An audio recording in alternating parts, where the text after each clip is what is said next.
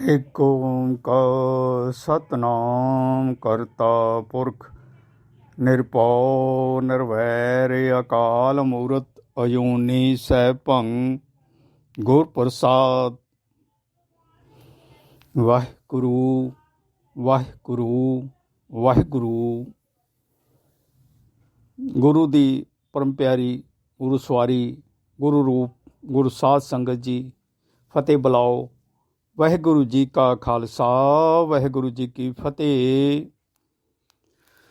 ਸਾਧ ਸੰਗਤ ਜੀ, ਸਤਿਗੁਰੂ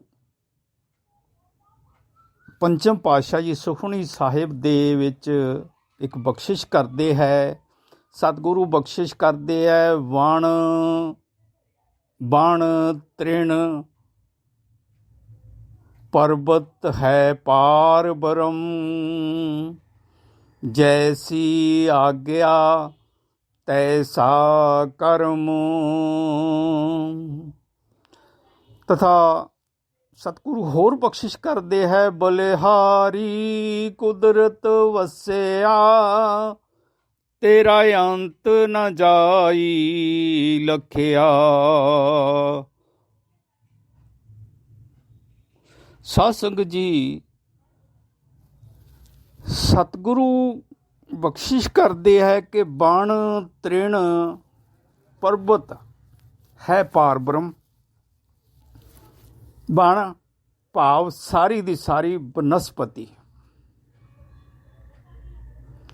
ਭਾਵ ਸਾਰੀ ਦੀ ਸਾਰੀ ਕੁਦਰਤ ਦੇ ਵਿੱਚ ਜੋ ਬਨਸਪਤੀ ਹੈ ਉਹ ਬਣ, ਔਰ ਉਹਨਾਂ ਦਾ ਤ੍ਰਿਣ ਜਿਹੜਾ ਹੈ ਉਹਨਾਂ ਤੋਂ ਟੁੱਟ ਕੇ ਇੱਕ ਤਿਣਕਾ ਜਿਹੜਾ ਹੈ, ਜਿਹੜਾ ਬਾਅਦ ਦੇ ਵਿੱਚ ਸੁੱਕ ਜਾਂਦਾ ਹੈ, ਉਹ ਤਿਣਕਾ ਵੀ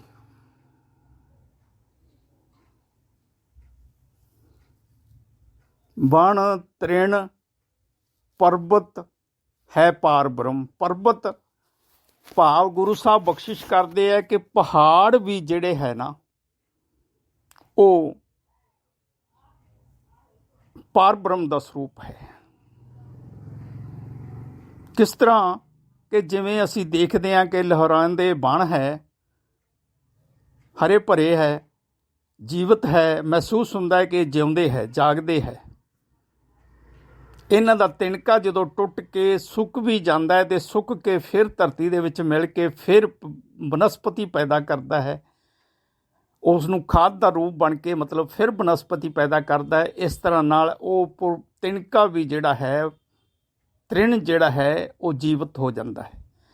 ਇਸੇ ਤਰ੍ਹਾਂ ਗੁਰੂ ਸਾਹਿਬ ਕਹਿੰਦੇ ਕਿ ਪਰਬਤ, ਪਰਬਤ ਦਾ ਮਤਲਬ ਪਹਾੜ।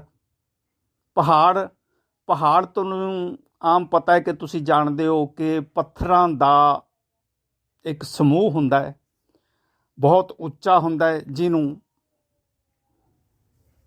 ਪਰਬਤ ਕਹਿੰਦੇ ਹੈ। ਪੱਥਰਾਂ ਦਾ ਪਰਬਤ ਮਿੱਟੀ ਦੇ ਵੀ ਹੁੰਦੇ ਹੈ, ਪੱਥਰਾਂ ਦੇ ਵੀ ਹੁੰਦੇ ਹੈ। ਤੋ ਆਪਾਂ ਵਿਚਾਰ ਕਰਦੇ ਹਾਂ ਵੀ ਇਹ ਪਰਬਤ, ਗੁਰੂ ਸਾਹਿਬ ਕਹਿੰਦੇ ਆ ਪਰਬਤ ਵੀ ਜਿਹੜਾ ਹੈ ਉਹ ਪਾਰ ਬ੍ਰਹਮ ਦਾ ਸਰੂਪ ਹੈ। ਭਾਵ ਪਾਰ ਬ੍ਰਹਮ ਜਿੱਥੇ ਹੈ ਉਹ ਜੀਵ ਨੂੰ ਪਾਰ ਬ੍ਰਹਮ ਦਾ ਸਰੂਪ ਜਿਹੜਾ ਹੈ ਪ੍ਰਾਪਤ ਹੁੰਦਾ ਜਦੋਂ ਉਹ ਪਰਮ ਪਿਤਾ ਪਰਮਾਤਮਾ ਦੀ ਸ਼ਰਨ ਦੇ ਵਿੱਚ ਰਹਿ ਕੇ ਪਰਮਾਤਮਾ ਦਾ ਨਾਮ ਸਿਮਰਨ ਕਰਦਾ, ਔਰ ਨਾਮ ਸਿਮਰਨ ਕਰਦਾ ਹੋਇਆ ਆਪਣੇ ਆਪ ਨੂੰ ਨਿਰਮਲ ਕਰਕੇ ਪਾਰ ਬ੍ਰਹਮ ਦਾ ਸਰੂਪ ਬਣਾ ਲੈਂਦਾ ਹੈ। ਇਸ ਕਰਕੇ ਗੁਰੂ ਸਾਹਿਬ ਕਹਿੰਦੇ ਆ ਪਰਬਤ ਹੈ ਪਾਰ ਬ੍ਰਹਮ, ਭਾਵ ਪੱਥਰ। ਪਰਬਤ ਨੂੰ ਛੋਟੇ ਛੋਟੇ ਟੁਕੜਿਆਂ ਦੇ ਵਿੱਚ ਵੰਡ ਦਿੱਤਾ ਜਾਵੇ ਤੇ ਇਹ ਪੱਥਰ ਬਣ ਜਾਂਦੇ ਹਨ। ਤੇ ਇਹ ਪੱਥਰ ਜਿਹੜੇ ਆ ਕਿਸ ਤਰ੍ਹਾਂ ਜੀਵ ਹੈ, ਆਓ ਆਪਾਂ ਵਿਚਾਰ ਕਰਨਾ ਅੱਜ ਕਿ ਇਹ ਪੱਥਰ ਵੀ ਜੀਵ ਹੈ, ਔਰ ਇਹ ਵੀ ਪਰਮਾਤਮਾ ਦਾ ਨਾਮ ਸਿਮਰਨ ਕਰਦੇ ਹੋਏ ਪਰਮ ਪਿਤਾ ਪਰਮਾਤਮਾ ਦਾ ਪਾਰ ਬ੍ਰਹਮ ਰੂਪ, ਪਰਮੇਸ਼ਰ ਦਾ ਸਰੂਪ ਜਿਹੜਾ ਹੈ ਉਹ ਧਾਰਨ ਕਰ ਲੈਂਦੇ ਆ। ਪਾਰ ਬ੍ਰਹਮ ਪਰਮੇਸ਼ਰ ਦਾ ਸਰੂਪ ਹੋ ਜਾਂਦੇ ਆ। ਤੋ ਸਾਧ ਸੰਗਤ ਜੀ, ਆਪਾਂ ਬਖਸ਼ਿਸ਼ ਕਰਦੇ ਹਾਂ ਕਿ ਆਮ ਅਸੀਂ ਦੇਖਦੇ ਹਾਂ ਕਿ ਹਿਮਾਲਿਆ ਦੇ ਪਰਬਤਾਂ ਦੇ ਵਿੱਚ, ਪਹਾੜਾਂ ਦੇ ਵਿੱਚ ਦੀ, ਪੱਥਰਾਂ ਦੇ ਵਿੱਚ ਦੀ ਪਾਣੀ ਜਿਹੜਾ ਹੈ ਵਗਦਾ ਹੋਇਆ ਝਰਨੇ ਦੇ ਰੂਪ ਦੇ ਵਿੱਚ ਇੱਕ ਥਾਂ ਉੱਤੇ ਆ ਕੇ ਗਿਰਦਾ ਹੈ, ਔਰ ਜਿੱਥੇ ਗਿਰਦਾ ਹੈ ਉੱਥੇ ਅਨੇਕਾਂ ਹੀ ਪੱਥਰ ਛੋਟੇ ਛੋਟੇ ਟੁਕੜਿਆਂ ਦੇ ਰੂਪ ਦੇ ਵਿੱਚ ਬਣ ਜਾਂਦੇ ਹੈ। ਤਾਂ ਪਵਨ ਗੁਰੂ ਸਾਡਾ ਸਾਹਿਬ ਸ਼੍ਰੀ ਗੁਰੂ ਗੋਬਿੰਦ ਸਿੰਘ ਜੀ ਨੇ ਸਾਹਿਬ ਗੁਰੂ ਨਾਨਕ ਦੇਵ ਜੀ ਨੇ ਬਖਸ਼ਿਸ਼ ਕੀਤੀ ਹੈ ਕਿ ਪਵਨ ਗੁਰੂ ਪਾਣੀ ਪਿਤਾ, ਪਵਨ ਸਾਡੀ ਗੁਰੂ ਹੈ ਔਰ ਪਾਣੀ ਸਾਡਾ ਪਿਤਾ ਹੈ। ਜਦੋਂ ਜਲ ਪਰਬਤਾਂ ਦੇ ਵਿੱਚੋਂ ਵਗਦਾ ਹੋਇਆ ਉਸ ਤੋਂ ਪਹਿਲਾਂ ਬਰਫ਼ ਦਾ ਰੂਪ ਸੀ, ਔਰ ਬਰਫ਼ ਜਿਹੜੀ ਸੀ ਇਹਨਾਂ ਪੱਥਰਾਂ ਨੂੰ ਆਪਣੇ ਨਾਲ ਰੋੜ ਕੇ ਪਹਾੜਾਂ ਦੇ ਦੂਰ ਤੱਕ ਲੈ ਜਾਂਦੀ ਹੈ। ਔਰ ਫਿਰ ਇਹ ਪੱਥਰ ਜਿਹੜੇ ਹੈ ਜਦੋਂ ਬਰਫ਼ ਪਿਘਲ ਜਾਂਦੀ ਹੈ ਉਦੋਂ ਇਹ ਪੱਥਰ ਜਿਹੜੇ ਆ ਪਾਣੀ ਦੇ ਨਾਲ ਰੁੜ ਕੇ ਥੱਲੇ ਝਰਨੇ ਦੇ ਵਿੱਚ ਛੋਟੇ ਛੋਟੇ ਟੁਕੜਿਆਂ ਦਾ ਰੂਪ ਬਣ ਜਾਂਦੇ ਹੈ। ਹੁਣ ਇਹ ਪਾਣੀ ਜਿਹੜਾ ਹੈ ਕਿਉਂਕਿ ਸਾਡਾ ਪਿਤਾ ਹੈ, ਇਸ ਕਰਕੇ ਪਾਣੀ ਕਹਿੰਦਾ ਕਿ ਤੁਸੀਂ ਹੇ ਪਰਬਤ, ਹੇ ਪੱਥਰ, ਤੁਸੀਂ ਮੇਰੇ ਨਾਲ ਚੱਲੋ, ਮੈਂ ਤੁਹਾਨੂੰ ਜੀਵਨ ਬਖਸ਼ਾਂਗਾ। ਤੁਸੀਂ ਜੀਵ ਹੋ, ਤੁਸੀਂ ਜੀਵਨ ਦਾ ਆਨੰਦ ਮਾਣੋ। ਪੱਥਰ ਵੀ ਜੀਵ ਹੈ ਗੁਰੂ ਸਾਹਿਬ ਕਹਿੰਦੇ, ਅਤੇ ਇਹਨਾਂ ਜੀਵਾਂ ਦਾ ਆਨੰਦ ਮਾਣਨ ਲਈ ਤੁਸੀਂ ਮੇਰੇ ਨਾਲ ਚੱਲੋ। ਮੈਂ ਤੁਹਾਨੂੰ ਜੀਵਨ ਦੀ ਜੋ ਲੈ ਹੈ, ਜੋ ਸਾਰ ਹੈ, ਜੋ ਉਸ ਦਾ ਆਨੰਦ ਹੈ ਉਹ ਭੁਗਤਾਵਾਂਗਾ। ਉਹ ਪਾਣੀ ਨੂੰ ਪੱਥਰ ਕਹਿਣ ਲੱਗੇ, ਨਾ ਭਾਈ, ਅੱਗੇ ਅਸੀਂ ਬਰਫ਼ ਦੇ ਆਖੇ ਲੱਗੇ ਸੀ ਅਤੇ ਬਰਫ਼ ਨੇ ਲਿਆ ਕੇ ਸਾਨੂੰ ਇੱਥੇ ਸਿੱਟ ਦਿੱਤਾ। ਹੁਣ ਤੂੰ ਕਹਿੰਦਾ ਕਿ ਅੱਗੇ ਹੋਰ ਚੱਲੀਏ, ਪਤਾ ਨਹੀਂ ਇੱਥੇ ਹੀ ਅਸੀਂ ਤਾਂ ਬਹੁਤ ਟੁਕੜੇ ਹੋ ਗਏ, ਟੁੱਟ ਕੇ ਅਸੀਂ ਟੁਕੜੇ ਬਣ ਗਏ, ਛੋਟੇ ਛੋਟੇ ਟੁਕੜੇ ਬਣ ਗਏ, ਔਰ ਸਾਡਾ ਬੁਰਾ ਹਾਲ ਹੋਇਆ। ਅਸੀਂ ਇਹ ਦੁੱਖ ਸਹਿੰਦੇ ਹੋਏ ਇਸ ਸਥਾਨ ਦੇ ਉੱਤੇ ਪਏ ਹਾਂ। ਹੁਣ ਤੂੰ ਅੱਗੇ ਲਿਜਾਏਂਗਾ ਸਾਨੂੰ, ਅਤੇ ਇਹ ਬੜੇ ਮੁਸ਼ਕਿਲ ਵਾਲਾ ਕੰਮ ਹੈ, ਅਸੀਂ ਨਹੀਂ ਜਾ ਸਕਦੇ। ਜਿਹੜੇ ਵੱਡੇ ਪੱਥਰ ਸੀ ਉਹਨਾਂ ਨੇ ਇਹ ਜਵਾਬ ਦੇ ਦਿੱਤਾ, ਪਰ ਪਾਣੀ ਅੱਗੇ ਚਲਾ ਗਿਆ। ਫਿਰ ਪਾਣੀ ਫਿਰ ਆਇਆ, ਫਿਰ ਪਾਣੀ ਨੇ ਆਵਾਜ਼ ਮਾਰੀ, ਆਓ ਭਾਈ ਪੱਥਰੋ, ਮੈਂ ਤੁਹਾਨੂੰ ਜੀਵਨ ਬਖਸ਼ਾਂਗਾ। ਤੁਸੀਂ ਜੀਵ ਹੋ, ਤੁਹਾਨੂੰ ਆਨੰਦ ਬਖਸ਼ਾਂਗਾ, ਸੁੱਖ ਆਨੰਦ ਬਖਸ਼ਾਂਗਾ, ਜੀਵਨ ਦੀ ਖੁਸ਼ੀ ਬਖਸ਼ਾਂਗਾ, ਮੇਰੇ ਨਾਲ ਚੱਲੋ। ਕੁਛ ਪੱਥਰਾਂ ਨੇ ਵਿਚਾਰ ਕੀਤਾ ਵੀ ਆਪਾਂ ਅੱਗੇ ਚਲੋ, ਇਹਨਾਂ ਦੁੱਖ ਸਿਆ ਹੈ, ਜੇ ਥੋੜ੍ਹਾ ਜਿਹਾ ਦੁੱਖ ਹੋਰ ਸਹਿ ਲਈਏ ਅਤੇ ਜੇ ਸਾਨੂੰ ਜੀਵਨ ਮਿਲ ਜਾਵੇ ਅਤੇ ਫਿਰ ਨੁਕਸਾਨ ਵਾਲੀ ਕੋਈ ਗੱਲ ਨਹੀਂ ਹੈ। ਕੁਝ ਛੋਟੇ ਛੋਟੇ ਪੱਥਰ ਸੀ ਨਾ ਜਿਹੜੇ ਗੀਟੇ, ਉਹ ਪਾਣੀ ਦੇ ਬਹਾਵ ਦੇ ਵਿੱਚ ਪਾਣੀ ਦੇ ਨਾਲ ਤੁਰ ਪਏ, ਔਰ ਪਾਣੀ ਨਾਲ ਤੁਰ ਕੇ ਇਹ ਨਦੀਆਂ ਦੇ ਵਿੱਚ ਦੀ ਹੁੰਦੇ ਹੋਏ ਪਾਣੀ ਦੇ ਵਿੱਚ ਆਪਸ ਵਿੱਚ ਦੀ ਰਗੜ ਖਾਂਦੇ ਹੋਏ ਪਿਸ ਪਿਸ ਕੇ ਇਹ ਨਦੀ ਦੇ ਵਿੱਚ ਆ ਕੇ ਜਿਹੜਾ ਨਾ ਇਹ ਬਰੇਤੀ ਰੂਪ ਜਿਹੜਾ ਅਸੀਂ ਦੇਖਦੇ ਹਾਂ, ਪੱਥਰਾਂ ਦੀ ਚਮਕ, ਅਬਰਕ ਵਾਲੀ ਚਮਕ ਜਿਹੜੀ ਹੈ, ਉਹ ਪੱਥਰਾਂ ਦਾ ਟੁੱਟ ਕੇ ਸਰੂਪ ਐਸਾ ਬਣ ਗਿਆ ਕਿ ਉਸ ਨੂੰ ਬਰੇਤੀ ਕਿਹਾ ਜਾਂਦਾ ਹੈ। ਉਹ ਪੱਥਰ ਸਰੂਪ ਹੀ ਸੀ। ਨਦੀ ਦੇ ਪਾਣੀ ਦੇ ਬਹਾਵ ਦੇ ਵਿੱਚ ਇਹ ਆਉਂਦੀਆਂ ਨਹਿਰਾਂ ਦੇ ਵਿੱਚ ਆ ਗਏ। ਨਹਿਰਾਂ ਦੇ ਵਿੱਚ ਹੀ ਨਾਲ ਬਰੇਤੀ ਇਹਨਾਂ ਦੇ ਨਾਲ ਆ ਗਈ। ਨਹਿਰਾਂ ਤੋਂ ਇਹ ਸੂਇਆਂ ਦੇ ਵਿੱਚ ਆ ਗਈ, ਸੂਇਆਂ ਦੇ ਵਿੱਚ ਇਹ ਖਾਲਿਆਂ ਦੇ ਵਿੱਚ ਆ ਗਈ, ਔਰ ਉਹੀ ਬਰੇਤੀ ਜਿਹੜੀ ਸੀ ਨਾ ਖਾਲਿਆਂ ਦੇ ਵਿੱਚ ਜਦੋਂ ਆ ਕੇ ਅਤੇ ਕਿਸਾਨ ਦੇ ਖੇਤ ਦੇ ਵਿੱਚ ਜਿਹੜੀ ਇਹ ਸੀ ਨਾ ਜਲ, ਔਰ ਨਾਲ ਉਸ ਦੇ ਬਰੇਤੀ ਮਿਲੀ ਹੋਈ ਸੀ। ਪੱਥਰ ਜਿਹੜੇ ਪਿਸ ਕੇ ਬਰੇਤੀ ਰੂਪ ਹੋ ਗਏ, ਰੇਤਾ ਰੂਪ ਹੋ ਗਏ ਸੀ, ਉਹ ਵੀ ਕਿਸਾਨ ਦੇ ਖੇਤ ਦੇ ਵਿੱਚ ਪਾਣੀ ਦੁਆਰਾ ਕਿਸਾਨ ਦੇ ਖੇਤ ਦੇ ਵਿੱਚ ਫੈਲ ਗਏ। ਔਰ ਕਿਸਾਨ ਨੇ ਉਸ ਖੇਤ ਦੇ ਵਿੱਚ ਬੀਜ ਰੱਖਿਆ ਸੀ। ਉਹ ਬੀਜ ਨੇ ਜਦੋਂ ਜਲ ਦੇ ਨਾਲ ਇਸ ਬਰੇਤੀ ਨੂੰ ਪ੍ਰਾਪਤ ਕੀਤਾ ਤੇ ਬਰੇਤੀ ਨੇ ਉਸ ਬੀਜ ਨੂੰ, ਜੋ ਕਿ ਉਹ ਬੀਜ ਵੀ ਜੀਵ ਸੀ, ਜੀਵ ਨੂੰ ਖਾਦ ਰੂਪ ਬਣ ਕੇ ਬਲ ਬਖਸ਼ਿਆ। ਉਪਜਾਊ ਸ਼ਕਤੀ ਜਿਹੜੀ ਸੀ ਉਹ ਬੀਜ ਨੂੰ ਦਿੱਤੀ। ਪਰ ਇਹ ਬਜਰੀ ਜਿਹੜੀ ਸੀ ਨਾ, ਜਦੋਂ ਪਹਿਲਾਂ ਤਾਂ ਇਹ ਸ਼ਕਤੀ ਦੇਣਾ ਨਹੀਂ ਚਾਹੁੰਦੇ ਸੀ, ਪਰ ਪਵਨ ਗੁਰੂ ਨੇ ਆ ਕੇ ਇਹਨਾਂ ਨੂੰ ਸਮਝਾਇਆ ਕਿ ਭਾਈ ਤੁਸੀਂ ਆਪਣੀ ਸ਼ਕਤੀ ਜਿਹੜੀ ਹੈ ਨਾ, ਤੁਹਾਡੀ ਆਪਣੀ ਤਾਕਤ ਹੈ, ਉਹ ਇਸ ਅੰਕੁਰ ਨੂੰ ਦੇ ਦਿਓ, ਇਸ ਬੀਜ ਨੂੰ ਦੇ ਦਿਓ। ਇਹ ਅੰਕੁਰ ਬਣ ਕੇ ਪੌਦਾ ਬਣ ਜਾਏਗਾ ਔਰ ਪੌਦੇ ਦੇ ਵਿੱਚ ਤੁਹਾਡੀ ਤਾਕਤ ਜਿਹੜੀ ਆ ਉਹ ਲਹਿਰਾਏਗੀ, ਤੁਸੀਂ ਜੀਵ ਬਣ ਜਾਓਗੇ।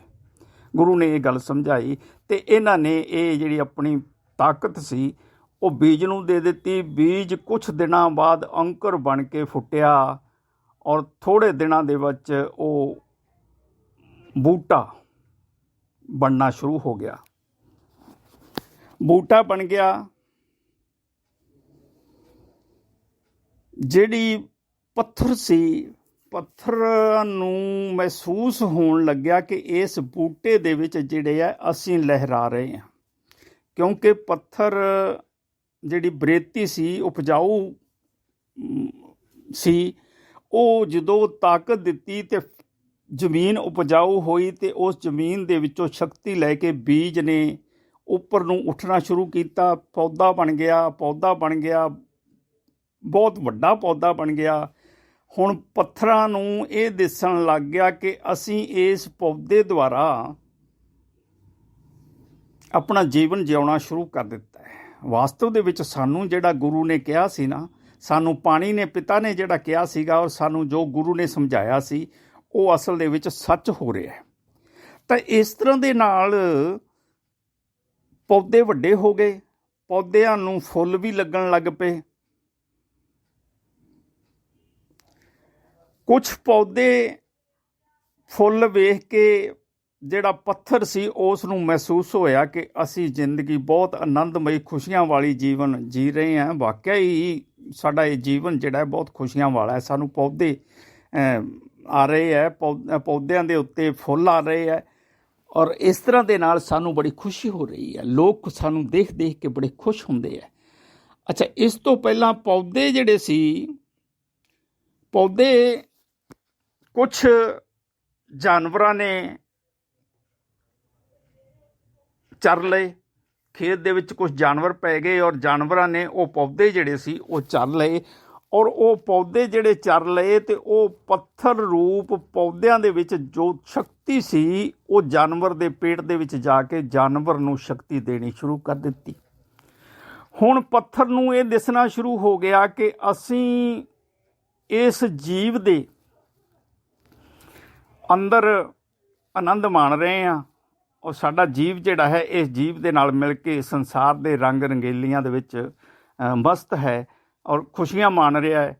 ਔਰ ਕੁਛ ਪੌਦਿਆਂ ਨੂੰ, ਜਿਹੜੇ ਐਸੇ ਪੌਦੇ ਸੀ ਜਿਹੜੇ ਮਾਨਵ ਦੇ ਵੀ ਖਾਣ ਵਾਲੇ ਸੀ, ਉਹ ਮਾਨਵ ਨੇ ਖਾ ਲਏ ਔਰ ਮਾਨਵ ਦੇ ਵਿੱਚ ਵੀ ਇਹ ਪੱਥਰ ਰੂਪ ਜਾ ਕੇ ਜਦੋਂ ਅੰਤਰ ਦੇ ਵਿੱਚ ਸ਼ਕਤੀ ਪੈਦਾ ਕੀਤੀ ਔਰ ਉਸ ਸ਼ਕਤੀ ਦੁਆਰਾ ਮਾਨਵ ਨੂੰ ਤਾਕਤ ਮਿਲੀ ਔਰ ਉਸ ਤਾਕਤ ਦੇ ਵਿੱਚ ਉਸ ਪੱਥਰਾਂ ਨੂੰ ਇਹ ਮਹਿਸੂਸ ਹੋਣ ਲੱਗਿਆ ਕਿ ਅਸੀਂ ਵਾਸਤਵ ਦੇ ਵਿੱਚ ਆਨੰਦ ਮਾਣ ਰਹੇ ਹਾਂ, ਅਸੀਂ ਵਾਸਤਵ ਦੇ ਵਿੱਚ ਜੀਵਨ ਜੀ ਰਹੇ ਹਾਂ। ਬੰਦੇ ਦੁਆਰਾ ਸਾਡਾ ਜੀਵਨ ਜਿਹੜਾ ਹੈ ਸਾਨੂੰ ਦਿਖ ਰਿਹਾ ਹੈ ਕਿ ਸਾਡਾ ਜੀਵਨ ਚੱਲ ਰਿਹਾ ਹੈ। ਅਸੀਂ ਜਿੱਥੇ ਬੰਦੇ ਦਾ ਜੀਵਨ ਚੱਲ ਰਿਹਾ ਉੱਥੇ ਸਾਡਾ ਵੀ ਜੀਵਨ ਚੱਲ ਰਿਹਾ। ਇਸ ਤਰ੍ਹਾਂ ਦੇ ਨਾਲ ਪੱਥਰਾਂ ਨੂੰ ਮਹਿਸੂਸ ਹੋਣ ਲੱਗਿਆ। ਪੱਥਰਾਂ ਦੇ ਫਲ ਵੀ ਲੱਗ ਗਏ, ਕੁਛ ਫਲ ਲੋਕਾਂ ਨੇ ਖਾਧੇ, ਉਹ ਫਲ ਖਾਧੇ, ਉਹਨਾਂ ਦੇ ਵਿੱਚ ਵੀ ਤਾਕਤ ਹੋਈ ਔਰ ਉਹ ਪੱਥਰਾਂ ਨੂੰ ਪਤਾ ਲੱਗਿਆ ਕਿ ਸਾਡਾ ਜੀਵਨ ਜਿਹੜਾ ਹੈ ਵਾਸਤਵ ਦੇ ਵਿੱਚ ਅਸੀਂ ਜੀਵ ਹਾਂ ਔਰ ਸਾਡਾ ਜੀਵਨ ਜਿਹੜਾ ਹੈ ਉਹ ਆਨੰਦਮਈ ਜੀਵਨ ਬਤੀਤ ਹੋ ਰਿਹਾ ਹੈ। ਇਹਨਾਂ ਮਨੁੱਖਾਂ ਦੇ ਦੁਆਰਾ, ਮਨੁੱਖਾਂ ਦੀਆਂ ਅੱਖਾਂ ਦੁਆਰਾ ਅਸੀਂ ਦੇਖ ਰਹੇ ਹਾਂ, ਮਨੁੱਖਾਂ ਦੇ ਹੱਥਾਂ ਦੁਆਰਾ ਅਸੀਂ ਕਰ ਰਹੇ ਹਾਂ, ਮਨੁੱਖਾਂ ਦੇ ਪੈਰਾਂ ਦੁਆਰਾ ਅਸੀਂ ਚੱਲ ਰਹੇ ਹਾਂ। ਇਸ ਤਰ੍ਹਾਂ ਦੇ ਨਾਲ ਸਾਧ ਸੰਗਤ ਜੀ, ਜਦੋਂ ਪੱਥਰਾਂ ਨੂੰ ਇਹ ਮਹਿਸੂਸ ਹੋਇਆ ਕਿ ਮਨੁੱਖਾਂ ਦੇ ਵਿੱਚ ਅਸੀਂ ਜੀਵਨ ਜਿਉਣਾ ਸ਼ੁਰੂ ਕਰ ਦਿੱਤਾ ਅਤੇ ਮਨੁੱਖਾਂ ਦੇ ਵਿੱਚ ਹੀ ਉਹ ਪੱਥਰ ਰੂਪੀ ਸ਼ਕਤੀ ਜਿਹੜੀ ਸੀ ਉਹ ਮਨੁੱਖ ਦੀ ਜੀਵਾ ਦੁਆਰਾ ਵਾਹਿਗੁਰੂ ਦਾ ਨਾਮ ਗੁਰੂ ਤੋਂ ਲੈ ਕੇ ਸਿਮਰਨ ਕਰਨਾ ਸ਼ੁਰੂ ਕਰ ਦਿੱਤਾ ਔਰ ਸਿਮਰਨ ਐਸਾ ਕੀਤਾ ਕਿ ਆਨੰਦ ਆ ਗਿਆ ਔਰ ਉਸ ਆਨੰਦ ਦੇ ਸਦਕਾ ਇਹ ਪੱਥਰ ਜੀਵ ਵੀ ਜਿਹੜੇ ਸੀ ਮਨੁੱਖ ਜੀਵ ਦੇ ਨਾਲ ਮਿਲ ਕੇ ਇਸ ਸੰਸਾਰ ਦੀਆਂ ਖੁਸ਼ੀਆਂ ਨੂੰ ਪ੍ਰਾਪਤ ਕਰਨ ਲੱਗੇ, ਪਰਮਾਤਮਾ ਦੇ ਦਰਸਦਾਰਿਆਂ ਨੂੰ ਪ੍ਰਾਪਤ ਕਰਨ ਲੱਗੇ ਔਰ ਪਰਮਾਤਮਾ ਦੀ ਸ਼ਕਤੀ ਨੂੰ ਮਹਿਸੂਸ ਕਰਨ ਲੱਗੇ। ਸਰਬ ਕਲਾ ਸਮਰੱਥ ਪਰਮਾਤਮਾ ਦੇ ਦਰਸਦਾਰੇ ਵੀ ਉਹਨਾਂ ਨੂੰ ਮਹਿਸੂਸ ਹੋਣੇ ਸ਼ੁਰੂ ਹੋਏ। ਇਸ ਤਰ੍ਹਾਂ ਦੇ ਨਾਲ ਪੱਥਰਾਂ ਨੂੰ ਇਹ ਮਹਿਸੂਸ ਹੋਇਆ ਕਿ ਵਾਸਤਵ ਦੇ ਵਿੱਚ ਜੋ ਸਾਨੂੰ ਪਵਨ ਗੁਰੂ ਨੇ ਔਰ ਪਾਣੀ ਪਿਤਾ ਨੇ ਸਾਨੂੰ ਕਰਮ ਕੀਤਾ ਹੈ, ਸਾਡਾ ਧਰਮ ਕਮਾਇਆ ਹੈ, ਸਾਨੂੰ ਕਲਿਆਣ ਦੇ ਰਸਤੇ 'ਤੇ ਲੈ ਕੇ ਆਂਦਾ ਹੈ, ਇਹ ਵਾਸਤਵ ਦੇ ਵਿੱਚ ਬਹੁਤ ਅੱਛਾ ਸੀ ਔਰ ਹੁਣ ਅਸੀਂ ਪਰਮ ਪਿਤਾ ਪਰਮਾਤਮਾ ਦੇ ਦਰਸਦਾਰੇ ਵੀ ਕਰ ਰਹੇ ਹਾਂ। ਔਰ ਅਖੀਰ ਉਸ ਬੰਦੇ ਦੁਆਰਾ ਨਾਮ ਸਿਮਰਨ ਕੀਤਾ ਹੋਇਆ ਜਦੋਂ ਉਹ ਮਨੁੱਖ ਜਿਹੜਾ ਹੈ, ਮਨੁੱਖ ਜੀਵ ਜਿਹੜਾ ਹੈ, ਉਹ ਪਰਮਾਤਮਾ ਨੂੰ ਮਿਲ ਜਾਂਦਾ ਹੈ, ਉਸ ਦੇ ਨਾਲ ਹੀ ਇਹ ਪੱਥਰ ਵੀ ਜਿਹੜੇ ਹੈ, ਉਹ ਪੱਥਰਾਂ ਦੀ ਸ਼ਕਤੀ ਵੀ ਜਿਹੜੀ ਮਨੁੱਖ ਦੀ ਰੂਹ ਦੇ ਵਿੱਚ ਸਮਾਈ ਹੁੰਦੀ ਹੈ, ਉਹ ਵੀ ਪਰਮਾਤਮਾ ਨਾਲ ਮਿਲ ਜਾਂਦੀ ਹੈ ਔਰ ਇਸ ਤਰ੍ਹਾਂ ਦੇ ਨਾਲ ਇਹ ਪੱਥਰ ਸਰੂਪ ਵੀ ਜਿਹੜੇ ਪਾਰ ਬ੍ਰਹਮ ਪਰਮੇਸ਼ਰ ਦਾ ਰੂਪ ਬਣ ਜਾਂਦੇ ਹੈ। ਜਿੱਥੇ ਮਨੁੱਖ ਜਿਹੜਾ ਹੈ ਪਰਮ ਪਰਮੇਸ਼ਰ ਦਾ ਸਰੂਪ ਬਣਦਾ ਹੈ, ਉੱਥੇ ਇਹ ਪੱਥਰ ਵੀ ਜਿਹੜੇ ਹੈ ਉਹ ਪਾਰ ਬ੍ਰਹਮ ਪਰਮੇਸ਼ਰ ਦਾ ਸਰੂਪ ਬਣ ਜਾਂਦੇ ਆ। ਤਾਂ ਸਾਧ ਸੰਗਤ ਜੀ, ਇਸ ਤਰ੍ਹਾਂ ਦੇ ਨਾਲ ਗੁਰੂ ਸਾਹਿਬ ਨੇ ਬਖਸ਼ਿਸ਼ ਕੀਤੀ ਹੈ ਕਿ ਭਾਈ ਇਹ ਪੱਥਰ ਵੀ, ਇਹ ਵਣ ਵੀ, ਬਨਸਪਤ ਵੀ, ਬਲਿਹਾਰੀ ਕੁਦਰਤ ਵਸਿਆ ਤੇਰਾ ਅੰਤ ਨਾ ਜਾਈ ਲਖਿਆ। ਇਹ ਪਰਮਾਤਮਾ ਕੁਦਰਤ ਦੇ ਵਿੱਚ ਵਸਿਆ। ਕੁਦਰਤ ਦੇ ਵਿੱਚ ਜੋ ਬਨਸਪਤੀ ਵਸੀ ਹੋਈ ਹੈ, ਜੋ ਪੱਥਰ ਵਸੇ ਹੋਏ ਆ, ਜੋ ਪਹਾੜ ਵਸਿਆ ਹੋਇਆ, ਜੋ ਧਰਤੀ ਦੇ ਕਣ ਵਸੇ ਹੋਏ ਹੈ, ਜੋ ਜਲ ਵਸਿਆ ਹੋਇਆ, ਜੋ ਵੀ ਚੀਜ਼ ਕੁਦਰਤ ਦੇ ਵਿੱਚ ਹੈ, ਉਸ ਦੇ ਵਿੱਚੋਂ ਪਰਮ ਪਿਤਾ ਪਰਮਾਤਮਾ ਵਸਿਆ ਹੋਇਆ ਅਤੇ ਉਹਨਾਂ ਨੂੰ ਜੋ ਵੀ ਆਗਿਆ ਹੁੰਦੀ ਹੈ ਉਹ ਤੈਸਾ ਹੀ ਕਰਮ ਕਰਦੇ ਹੈ। ਉਹ ਗੁਰੂ ਦੀ ਕਿਰਪਾ ਨਾਲ, ਪਵਨ ਗੁਰੂ ਦੀ ਕਿਰਪਾ ਨਾਲ, ਜਿਵੇਂ ਪੱਥਰ ਜਿਹੜੇ ਸੀ ਜੀਵ ਰੂਪ ਹੋ ਕੇ ਪਾਰ ਬ੍ਰਹਮ ਪਰਮੇਸ਼ਰ ਦਾ ਰੂਪ ਬਣ ਜਾਂਦੇ ਹੈ, ਇਸੇ ਤਰ੍ਹਾਂ ਹੀ ਇਹ ਸੰਸਾਰ ਦੇ ਲੋਕ ਵੀ ਜਿਹੜੇ ਹੈ ਗੁਰੂ ਦੀ ਕਿਰਪਾ ਨਾਲ, ਪਵਨ ਗੁਰੂ ਦੀ ਕਿਰਪਾ ਨਾਲ ਨਾਮ ਸਿਮਰਨ ਕਰਕੇ ਪਰਮਾਤਮਾ ਦੇ ਦਰਸਦਾਰੇ ਕਰਦੇ ਹੋਏ ਪਰਮ ਪਿਤਾ ਪਰਮਾਤਮਾ ਦੇ ਸੱਚਖੰਡ ਦੇ ਦੁਆਰੇ 'ਤੇ ਪਹੁੰਚ ਜਾਂਦੇ ਆ। ਪਰਮ ਪਿਤਾ ਪਰਮਾਤਮਾ ਨਾਲ ਯੋਗ ਕਰ ਲੈਂਦੇ ਆ, ਮਿਲਣ ਕਰ ਲੈਂਦੇ ਆ ਅਤੇ ਇਸ ਤਰ੍ਹਾਂ ਦੇ ਨਾਲ ਇਹ ਰੂਹ ਜਿਹੜੀ ਸਾਡੀ ਹੈ ਨਾ, ਇਹ ਜੀਵ ਜਿਹੜਾ ਸਾਡਾ ਹੈ, ਇਹ ਪਾਰ ਬ੍ਰਹਮ ਪਰਮੇਸ਼ਰ ਦਾ ਰੂਪ ਹੋ ਜਾਂਦਾ ਹੈ। ਇਸ ਕਰਕੇ ਸਾਧ ਸੰਗਤ ਜੀ, ਇਹ ਵਿਚਾਰ ਆਪ ਜੀ ਨੂੰ ਦੱਸਿਆ ਕਿ ਭਾਈ ਜਿਵੇਂ ਸਾਡਾ ਜੀਵ ਹੈ, ਇਹ ਸੰਸਾਰ ਦੇ ਵਿੱਚ ਹੀ ਸਾਰੇ ਜੀਵ ਹੀ ਪਰਮਾਤਮਾ ਦਾ ਨਾਮ ਸਿਮਰਨ ਕਰਦੇ ਹੈ। ਕੋਈ ਕਿਸੇ ਤਰੀਕੇ ਨਾਲ ਕਰਦਾ ਹੈ, ਜਲ ਆਪਣੇ ਤਰੀਕੇ ਨਾਲ ਕਰਦਾ ਹੈ, ਚੰਦ ਸੂਰਜ ਆਪਣੇ ਤਰੀਕੇ ਨਾਲ ਕਰਦੇ ਹੈ, ਪਾਣੀ ਆਪਣੇ ਤਰੀਕੇ ਨਾਲ ਕਰਦਾ ਹੈ, ਬਣ ਤ੍ਰਿਣ ਜਿਹੜੇ ਆ ਉਹ ਆਪਣੇ ਤਰੀਕੇ ਨਾਲ ਨਾਮ ਸਿਮਰਨ ਕਰਦੇ, ਜੀਵ ਜੰਤੂ ਜਿਹੜੇ ਆ ਹਰ ਤਰੀਕੇ ਆਪਣੇ ਤਰੀਕੇ ਨਾਲ ਪਰਮਾਤਮਾ ਦਾ ਨਾਮ ਸਿਮਰਨ ਕਰਦੇ ਆ ਔਰ ਪਸ਼ੂ ਪਕਸ਼ੀ ਜਿਹੜੇ ਆ ਉਹ ਆਪਣੇ ਤਰੀਕਿਆਂ ਦੇ ਨਾਲ ਨਾਮ ਸਿਮਰਨ ਕਰਦੇ ਆ ਔਰ ਸਾਰੇ ਜਿਹੜੇ ਵੀ ਨਾਮ ਸਿਮਰਨ ਕਰਦੇ ਹੈ ਉਹ ਪਰਮ ਪਿਤਾ ਪਰਮਾਤਮਾ ਦੀ ਸ਼ਰਨ ਦੇ ਵਿੱਚ ਰਹਿ ਕੇ ਨਾਮ ਸਿਮਰਨ ਕਰਦੇ ਹੋਏ ਆਪਣੀ ਰੂਹ ਨੂੰ ਨਿਰਮਲ ਕਰ ਲੈਂਦੇ ਹੈ ਔਰ ਰੂਹ ਜਿਹੜੀ ਆ ਉਹ ਪਰਮ ਪਿਤਾ ਪਰਮਾਤਮਾ ਦੇ ਵਿੱਚ ਸਮਾ ਜਾਂਦੀ ਹੈ, ਪਰਮ ਪਿਤਾ ਪਰਮਾਤਮਾ ਦੇ ਵਿੱਚ ਅਭੇਦ ਹੋ ਜਾਂਦੀ ਹੈ, ਪਰਮ ਪਿਤਾ ਪਰਮਾਤਮਾ ਨਾਲ ਉਹ ਮਿਲਣ ਕਰ ਰਹਿੰਦੀ ਹੈ ਔਰ ਇੱਥੋਂ ਤੱਕ ਕਿ ਉਹ ਕਵਲਿਆ ਮੋਕਸ਼ ਨੂੰ ਪ੍ਰਾਪਤ ਕਰਦੀ ਹੋਈ ਪਾਰ ਬ੍ਰਹਮ ਪਰਮੇਸ਼ਰ ਦਾ ਹੀ ਸਰੂਪ ਬਣ ਜਾਂਦੀ ਹੈ। ਤੋ ਸਾਧ ਸੰਗਤ ਜੀ, ਇੰਨੀਆਂ ਵਿਚਾਰਾਂ ਕਰਦਾ ਦਾਸ ਸ਼ਮਾਂ ਦਾ ਜਾਚਕ ਹੈ। ਵਾਹਿਗੁਰੂ ਜੀ ਕਾ ਖਾਲਸਾ, ਵਾਹਿਗੁਰੂ ਜੀ ਕੀ ਫਤਿਹ। ਸਾਧ ਸੰਗਤ ਜੀ, ਹੋ ਸਕੇ ਜਿਨ੍ਹਾਂ ਵਿੱਚ ਗੁਰਮੁਖ ਪਿਆਰਿਆਂ ਨੇ ਵਾਹਿਗੁਰੂ ਜੋਤ ਸਬਸਕ੍ਰਾਈਬ ਨਹੀਂ ਕੀਤਾ ਹੈ, ਸਬਸਕ੍ਰਾਈਬ ਕਰ ਲੈਣ, ਲਾਈਕ ਵੀ ਕਰਨ ਔਰ ਸ਼ੇਅਰ ਵੀ ਕਰਨ ਔਰ ਸੇਵ ਵੀ ਕਰਨ, ਇਹ ਮੇਰੀ ਬੇਨਤੀ ਹੈ। ਵਾਹਿਗੁਰੂ ਜੀ ਕਾ ਖਾਲਸਾ, ਵਾਹਿਗੁਰੂ ਜੀ ਕੀ ਫਤਿਹ।